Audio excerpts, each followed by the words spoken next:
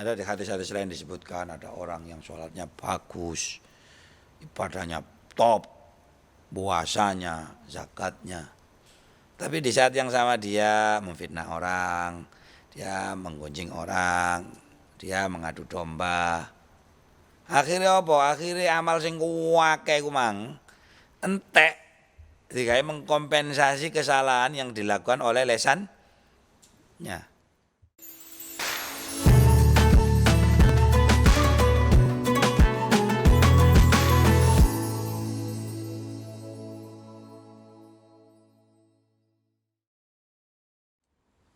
Al-Fatihah.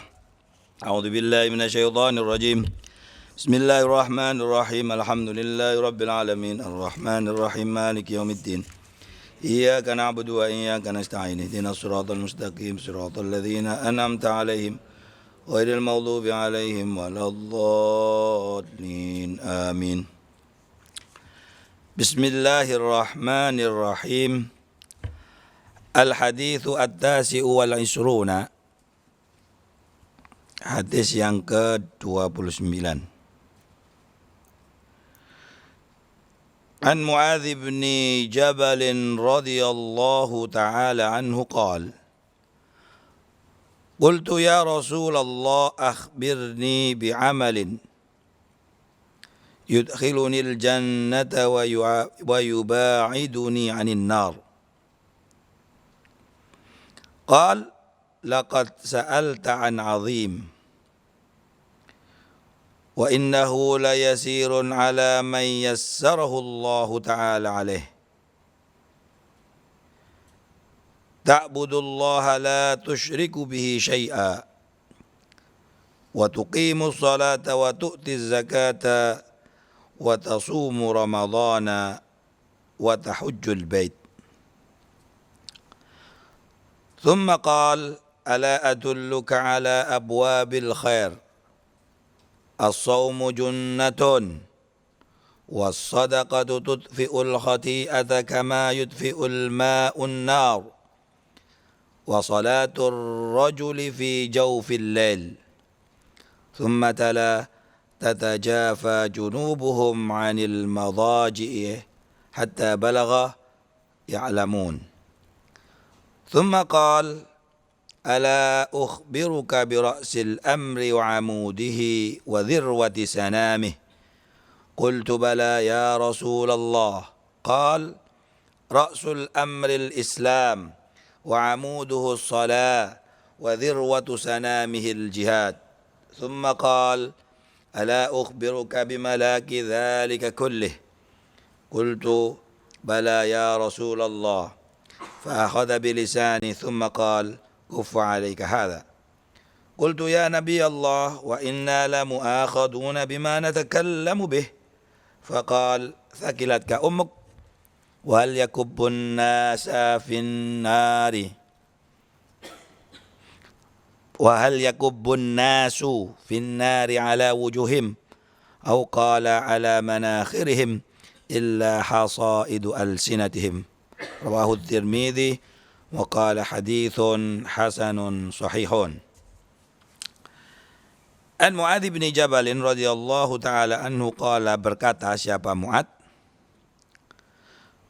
Qultu, aku berkata, ya Rasulullah, wahai Rasulullah, ahbir, berikan kabar ni kepadaku, bi amalin, dengan amal, yudkhilu, yang memasukkan apa amal ni kepadaku al-jannata, pada surga, wa yubaidu, dan menjauhkan apa amal ni padaku anin nari, dari neraka. Qala, Nabi bersabda, laqad sa'alta, sungguh engkau telah bertanya, an azimin, dari perkara yang agung.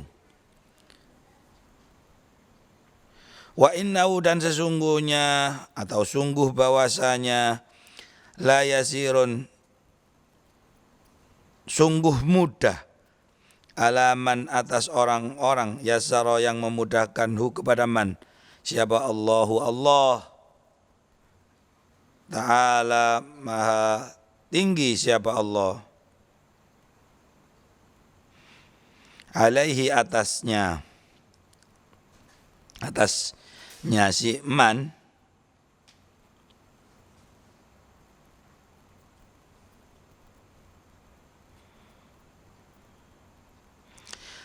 tak butuh kamu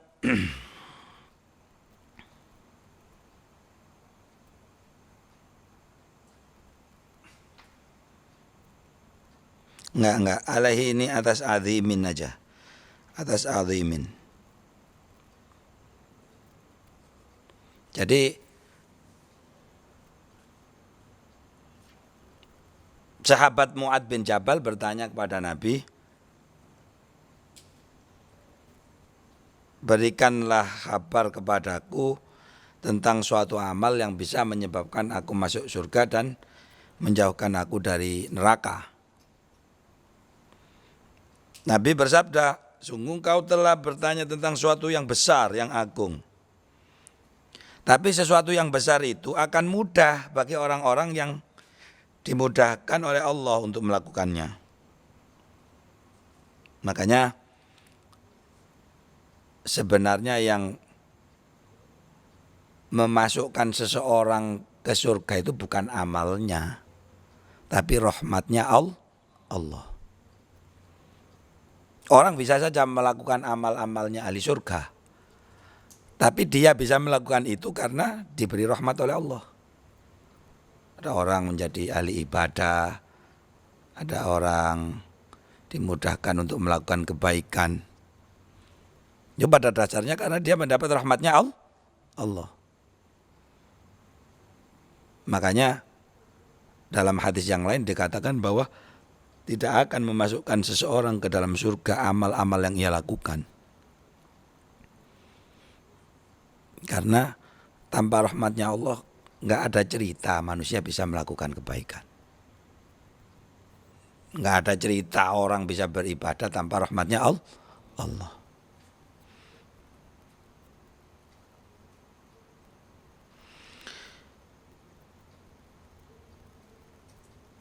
Ta'budullaha la tusyriku bihi syai'a. Nabi membuat satu perincian terhadap perbuatan-perbuatan yang bisa menghantarkan seseorang kepada surga.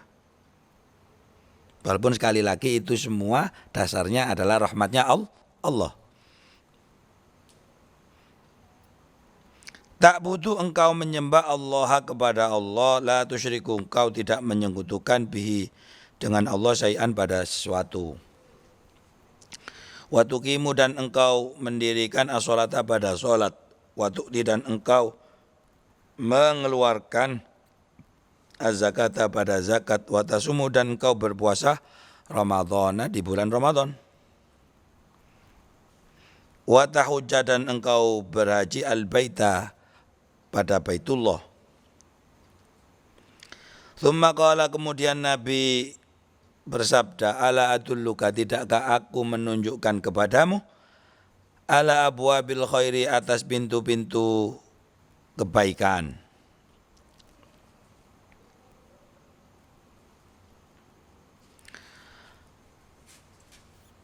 Yang pertama, as-saumu junnatun. Pintu-pintu kebaikan yang pertama adalah puasa itu adalah perisai.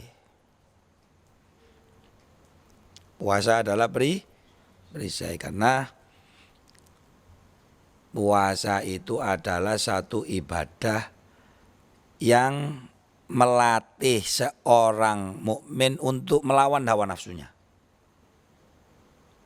Maka dia bisa dihindarkan dari kemaksiatan, dihindarkan dari sesuatu yang tidak bermanfaat, dihindarkan dari hal-hal yang tidak diridhoi Allah. Kenapa? Karena dia melatih dirinya dengan puasa yang ia laksana perisai. Roh perisai? Apa perisai? Tameng itu loh. Jadi kalau ada orang perang, dia pakai perisai.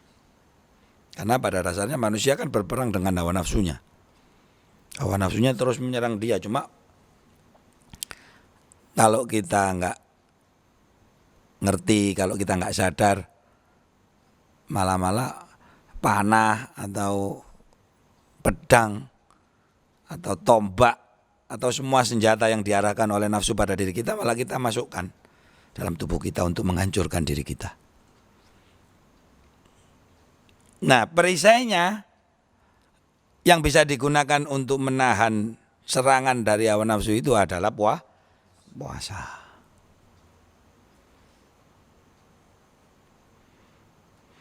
Wassadaqatu, adapun sedekah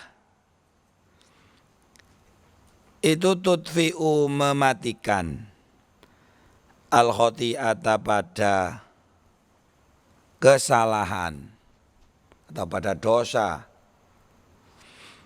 kama yudfi'u, sebagaimana mematikan apa al-ma'u, air, an-naro, pada api. Sedekah bisa juga menjadi penawar kita untuk terhindar dari kemaksiatan, daripada kesalahan. Atau juga menghapus misalnya kesalahan-kesalahan yang sudah kita lakukan. Karena namanya manusia pasti punya salah, ya kan?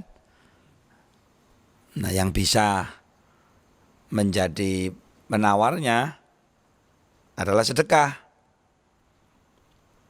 Bahkan kalau dalam perumpamaan atau peribahasa Arab dikatakan orang yang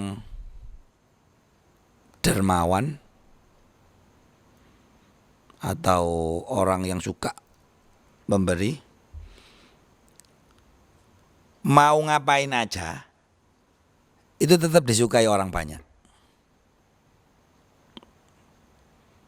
Apa itu bahasa Arabnya? Wa kullu aibin yughottihi kama qilas sakha'u. Jadi setiap aib akan menutupnya atau akan ditutup oleh kedermawanan atau kemurahan. Jadi kalau orang dermawan, istilah kata dia mau ngapain aja, mungkin dia kejam, mungkin dia kasar sama orang, atau apalah yang pokoknya yang jelek-jelek. Tapi kalau dermawan, orang akan tetap melihat orang itu bagus. Karena apa? Karena dermawan. Sebaliknya orang itu kalau pelit, walaupun dia itu rajin, ahli ibadah, baik, tetap kelihatan nggak bagus. Karena apa? Pelit.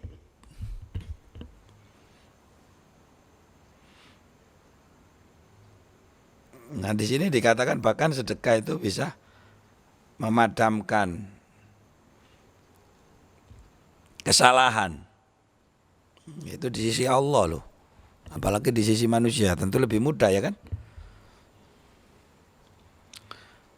Wa sholatur rajuli, dan sholatnya seorang laki-laki fi jaufil laili, di tengah malam.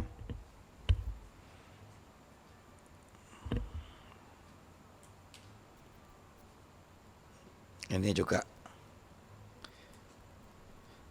menjadi prasyarat orang-orang pilihannya Allah. Sholat malam menjadi prasyarat menjadi orang pilihannya Allah. Kalau kita mau jadi orang yang disukai Allah, kalau dalam bahasa yang lain mungkin menjadi kekasih Allah, menjadi orang-orang khusus di sisi Allah, syaratnya nomor satu harus mau sholat malam. Kalau mau biasa-biasa aja ya nggak apa-apa nggak sholat malam. Jadi tiketnya jadi orang istimewa, jadi orang VIP atau VVIP di sisi Allah adalah mau sholat malam. Ya karena kan ini satu yang akan sangat berat untuk dilakukan orang-orang yang imannya tidak kokoh. Orang yang munafik nggak mungkin bisa sholat malam. Orang zindik nggak mungkin bisa sholat malam. Bayangin dia harus bangun saat enak-enaknya tidur, Mungkin dia sholat nggak ada yang ngelihat, ya kan? Mencari apa? Kalau memang tidak benar-benar ikhlas karena Allah.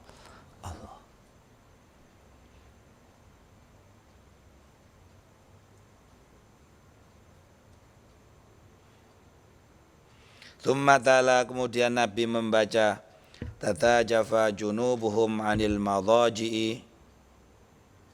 Ini ayat ya, baca satu ayat. Tatajafa junubuhum 'anil madhaji'i hatta balagha, sehingga sampai pada kalimat ya'lamun. Ya memang beratnya tahajud itu karena dia harus bangun dari tidur. Bisa enak-enak turu kok tangi terus sholat. Nah itu nilainya di situ. Makanya kalau orang bergadang dari sore sampai subuh, terus di tengah-tengah begadang itu dia sholat, pahalanya nggak sama dengan orang yang tidur dulu, bangun terus sholat. Pasti apa? Lebih berat yang tidur dulu baru sholat. Mau enak wis turu kok. Kalau begadang kan memang ya karena dia memang terjaga, jadi gak ada abot.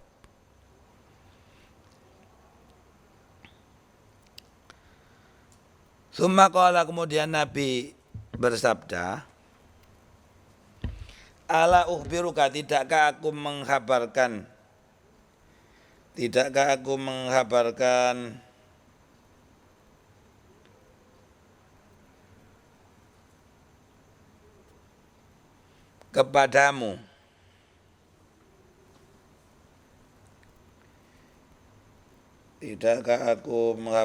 kepadamu biroksil amri, dengan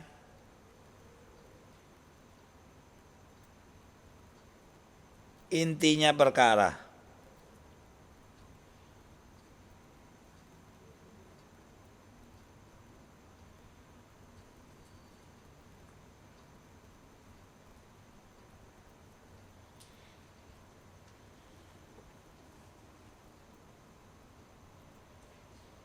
Wa amudihi, dan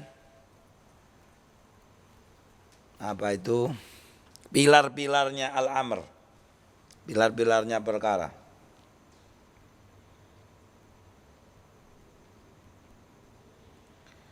Wa dzirwati sanamihi, dan puncaknya perkara. Qultu, aku berkata, bala iya ya Rasulullah, wahai Rasulullah.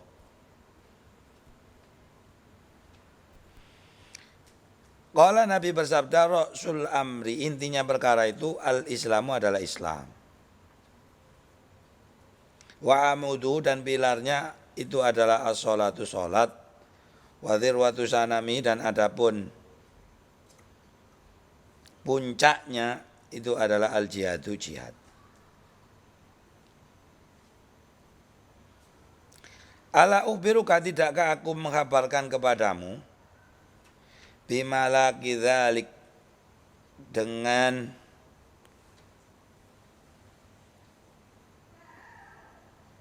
unsur pokok atau unsur utama dari itu semua. Qultu, aku berkata, bala ya Rasulullah, iya ya Rasulullah. Fa akhadha, lalu Nabi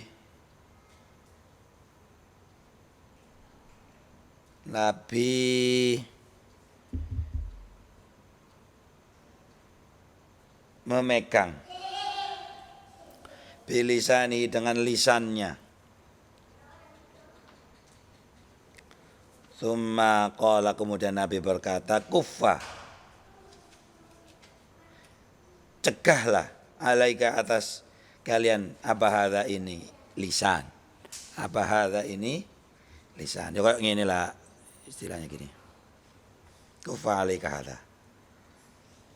Qultu, aku berkata, ya Nabi Allah, wahai nabinya Allah, wa inna, dan sungguhnya kami, itulah mu'akhaduna, sungguh akan dimintai pertanggungjawaban.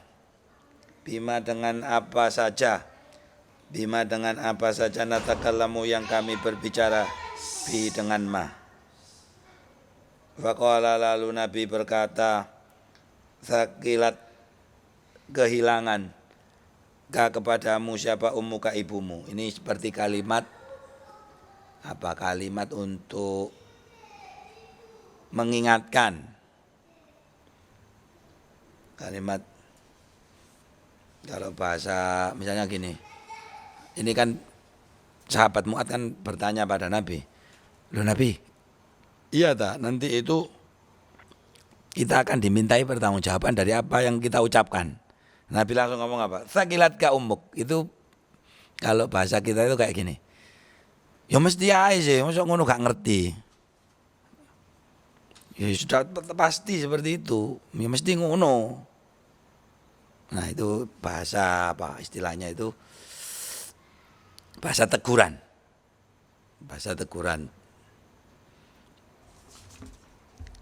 Wahal yakubu. Dan apakah merangkak siapa annasu manusia finnari di neraka ala wujuhim atas wajah mereka. Jadi Yakubu itu berjalan terbalik, kepalanya di bawah. Kepalanya melihat bumi. Itu maksudnya afama yamshi mukibban ala wajih ahda amma yamshi sawiyan ala siratim mustaqim. Au qala atau Nabi berkata ala manakhirihim, ini rawinya ragu. Au qala atau Nabi bersabda ala manakhirihim atas lubang hidung mereka. Illa hasaidu alsinatihim, kecuali adalah hasil panen dari lisan mereka. Dari hasil panen lisan-lisan mereka.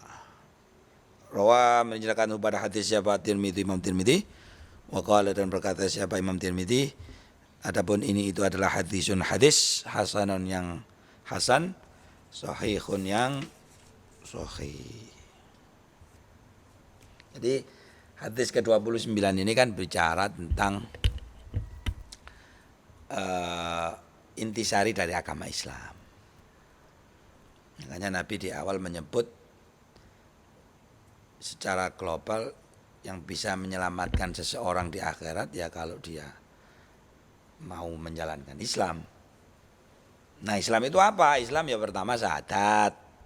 Nomor loro apa? Sholat. Nomor telu zakat. Nomor papat poso. Nomor 5 haji. Nah, itu kan seperti rumusnya agama.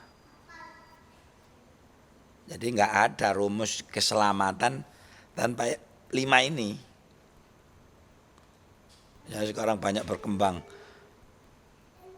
pemikiran, pokoknya orang itu kan yang penting baik, ya sama manusia baik, sama lingkungan baik, sama sesama baik, itu nanti kan juga tetap sama-sama masuk surga ya gak bisa.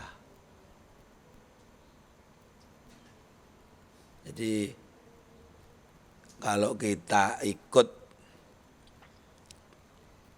ajarannya Nabi Muhammad SAW, pintu keselamatan ya beragama Islam. Kita beragama Islam, menjalankan rukun Islam, percaya kepada Allah, percaya kepada hari akhir, percaya sama semua yang dibawa oleh Nabi Muhammad, baru kita boleh bicara potensi keselamatan di akhirat. Tanpa itu nggak ada. Misalnya orang tanya, lo kan nggak adil misalnya. Kalau orang ini baik lo, sayangnya dia nggak Islam, ya nggak iso. Sama dengan begini, ada orang punya rumahnya bagus, mewah, fasilitasnya lengkap. Kan terserah orang itu, orang yang boleh masuk siapa saja, ya kan? Yang kamu boleh masuk, kamu kan terserah yang punya rumah. Sama yang punya surga Allah. Allah sudah mensyaratkan yang bisa masuk surga hanya orang-orang yang Islam. Lu kan gak adil ini kan. Ya kok gak adil wong ki omahe kok. Suka-suka dia siapa yang boleh masuk. Nah kalau kamu ingin masuk ke rumah itu ya ikuti syarat-syarat yang diberikan sama yang punya rumah. Kalau kamu nggak mau ikuti syaratnya yang punya rumah ya silakan kamu masuk ke rumah orang yang lain kan gitu.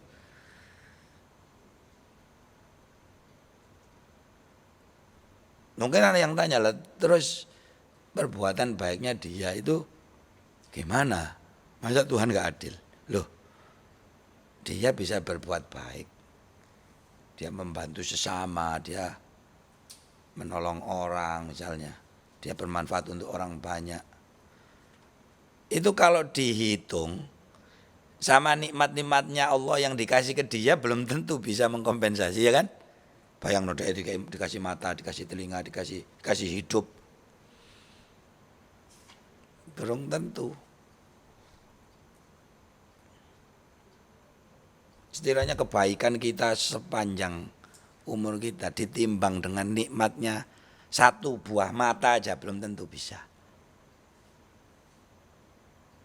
Ditimbang dengan misalnya jangankan mata, mungkin satu saja sel yang ada dalam tubuh kita itu belum tentu bisa.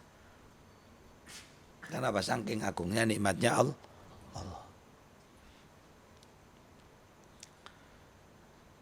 Lah terus setelah Islam Nabi juga menjelaskan ya, beberapa hal yang sifatnya itu menyempurnakan keislaman seseorang.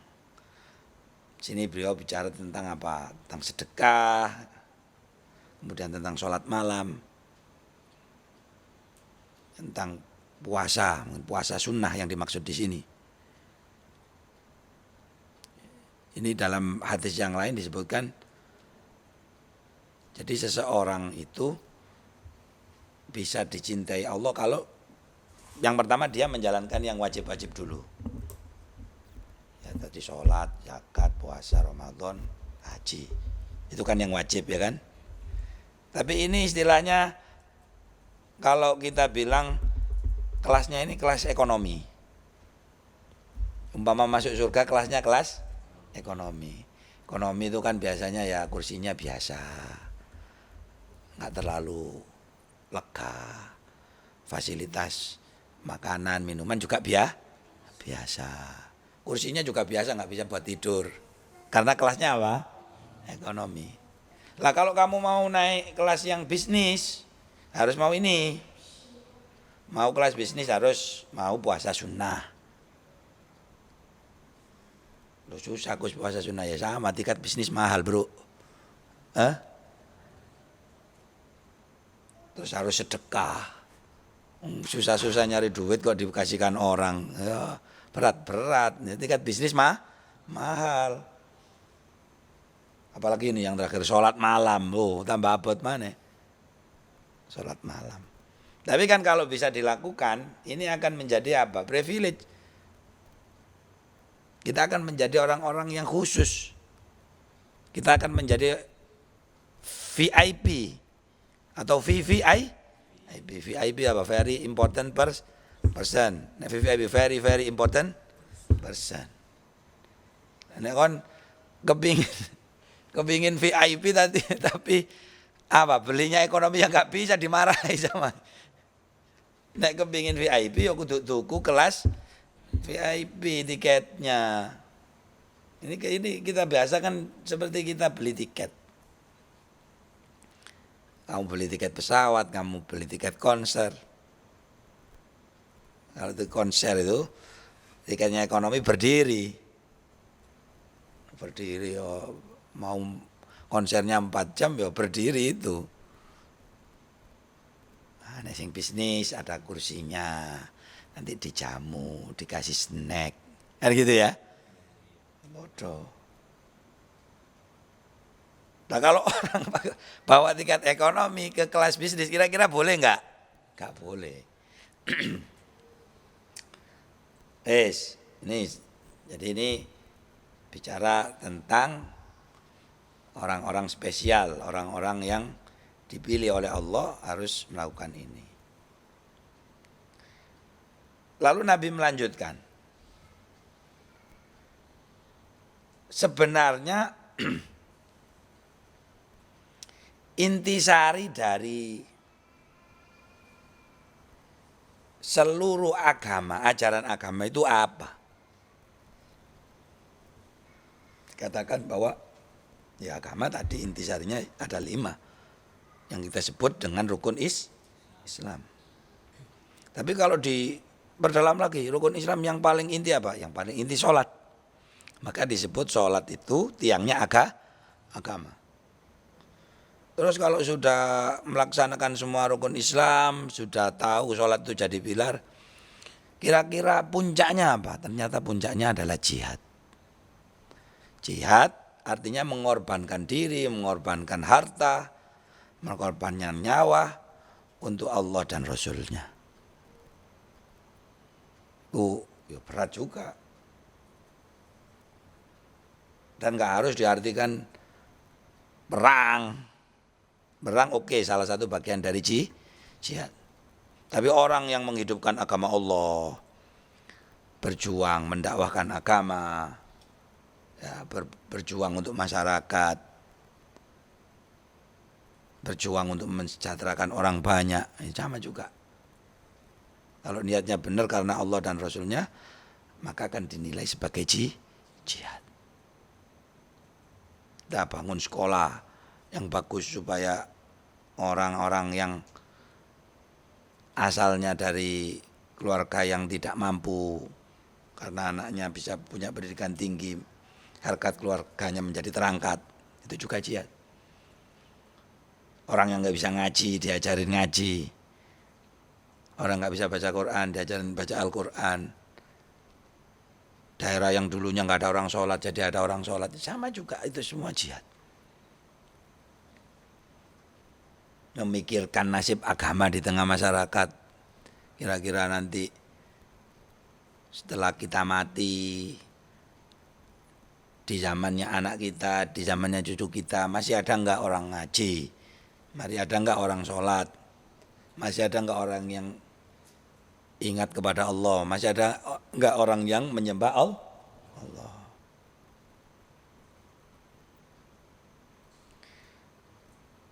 Nah, terakhir Rasulullah menyebutkan, jadi ini orang yang cerdas ya, beberapa nabi memang pasti orang yang cerdas. Orang cerdas itu kan selalu bisa membuat analisis, membuat kriteria, menyederhanakan sesuatu. Itu cirinya orang cerdas. Kalau orang nggak cerdas, walaupun sekolahnya tinggi, itu barang yang gampang jadi susah. Nek wong cerdas, barang yang susah jadi gampang. Ya, bukan ukuran orang sekolah sampai tinggi-tinggi. Kalau dia itu hanya bisa mempersulit berarti bukan orang cerdas. Lah, di sini Nabi mengatakan, ternyata yang menjadi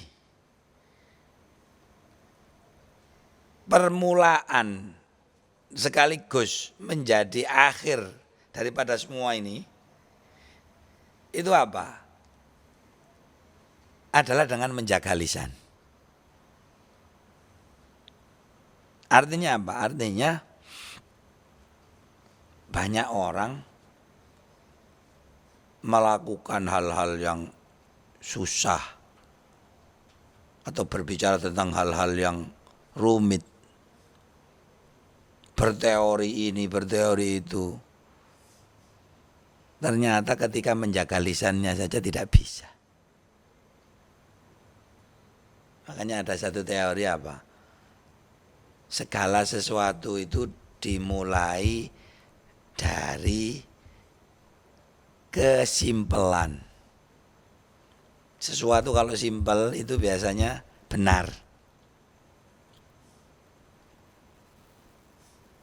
Sesuatu kalau sederhana, simpel, gampang, itu biasanya benar. Nek berbelit-belit, bulet, nah itu biasanya tidak apa? Benar. Nabi mengatakan apa? Kuffa alaik hadza, kuffa alaik hadza. Bahasa kasar iku ngene lho, nek kon niku njaga lesanmu gak iso kok katene ngomong jihad, katene ngomong apa maneh mang salat tahajud, ngomong sedekah, ngomong apa maneh? Macam-macam. Dimulai dari sesuatu yang gampang, yang kecil. Tapi kan ya itu kan ya angel. Emang gampang menjaga lisan. Gak mudah. Itu makanya penekanannya Nabi di akhir hadis, ternyata banyak orang masuk neraka. Di neraka mendapatkan siksa yang pedih. Hanya karena apa? Karena tidak bisa menjaga lisan. Kurang ngomong sing dawa-dawa iki. Jadi ternyata akeh wong mlebu neraka hanya gara-gara tidak bisa menjaga lisan. Ada di hadis-hadis lain disebutkan ada orang yang sholatnya bagus, ibadahnya top, puasanya, zakatnya. Tapi di saat yang sama dia memfitnah orang, dia menggunjing orang, dia mengadu domba. Akhirnya apa? Akhirnya amal sing kuwake ku mang entek digawe mengkompensasi kesalahan yang dilakukan oleh lesannya. Ya kan ngono, kabeh sing dirasani njaluk ganjarane, ya kan? Sing difitnah njaluk ganjarane. Sing diadu domba njaluk ganjarane. Akhirnya ganjarane apa? Entek. Nah, itu menjadi satu catatan penting bahwa agama ini adalah agama yang dimulai dari kesederhanaan. Wis lisane dijaga dhisik, baru kok iso ngomong sing liyane. Baru bisa ngomong salate bener, baru bisa ngomong puasanya bener, baru bisa ngomong zakatnya benar. Dan seterusnya sampai ngomong mau hal-hal yang bisa menyebabkan kita menjadi orang-orang terpilih, sedekah, sholat malam, ya kan, puasa sunnah. Nah nek sing menjaga lisane gak iso ya percuma Mas yo kene. Mas yo kon sholat tahajud sewengi 1000 rakaat, ya kan? Sedekahnya satu hari ngasih makan 1000 orang. Ya kan artine. Jadi bahasa akuntansi iku kredit karo apa satunya itu istilahnya? Debit, debit gak imbang. Akan debit. ATM dijoko terus entek suwe-suwe ya. Gak tau ono kredit, gak tau ono uang masuk. Dijoko terus entek. Atau uang masuk ada, tapi pengeluarannya lebih banyak. Entek. Sehingga bermanfaat ya. Kita tutup pengajian malam hari ini dengan bacaan suratul Asri 3 kali dan doa kafaratul majelis. Bismillahirrahmanirrahim. Al-asri innal insana lafi khusrin illal ladzina amanu wa amilus solihat wa tawassaw bil haqqi wa tawassaw bis sabr. Bismillahirrahmanirrahim. Illal ladzina amanu wa amilus solihat wa tawassaw bil haqqi wa tawassaw. Bismillahirrahmanirrahim. Al-asri innal insana lafi illal ladzina amanu wa tawassaw bil haqqi. Subhanakallahumma bihamdika asyhadu an la ilaha illa anta nastaghfiruka wa natubu ilaik. Allahumma shalli ala Muhammad.